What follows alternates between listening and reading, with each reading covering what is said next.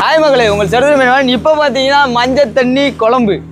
மஞ்சள் தண்ணி குழம்பு இல்லை, இது வந்து அவிச்ச மீன். அதாவது மஞ்சள் பொடியை கொட்டி கண்ணஞ்சாலை, அப்புறம் வந்து கேரளாவில் வந்து உன்னிமேரி அப்படின்னு சொல்லுவாங்க. இந்த மீன் அவிச்சு சாப்பிட்டோன்னா வேற லெவல் டேஸ்ட் இருக்கும். இப்போ நம்மளுக்கு அவிச்சு ரெடியாக இருக்குது. இப்போ ஒரு மீன் எடுத்து வை ப்ரோ ஒன்று எடுத்து வை ப்ரோ.